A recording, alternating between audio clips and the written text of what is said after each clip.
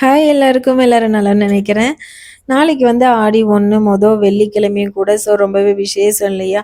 முன்னாடி நாளே வீடெல்லாம் வந்து சுத்தம் பண்ணிடணுங்க. அதனால நானுமே உள்ள வீடெல்லாம் வந்து க்ளீன் பண்ணிட்டு, வெளியவும் வந்து கழுவி விட்டுறலாம் அப்படின்னு சொல்லி ரெடி பண்ணிட்டு இருக்கும்போது, வேதா குட்டி வந்து ஸ்கூல் விட்டு வந்தாச்சு.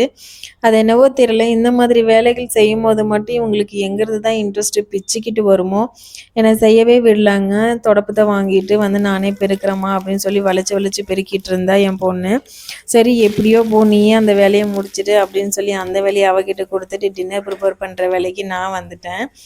இன்றைக்கி வந்து ரொம்பவே வந்து ஒரு சிம்பிளான டின்னர் தாங்க. ஏன்னா ஆல்ரெடி வந்து ஃபுல் டே வந்து வேறு வேலை இருந்ததுனால வீட்டில் கொஞ்சம் ஈஸியாக முடிச்சுக்கலாமே அப்படின்னு சொல்லி இருக்கவே இருக்குது. கைவசம் தோசை மாவு, ஃப்ரெஷ்ஷாக ஒரு சட்னி மட்டும் செஞ்சுட்டு ஆல்ரெடி செஞ்ச சாம்பாரோட டின்னரை வந்து முடிச்சாச்சு.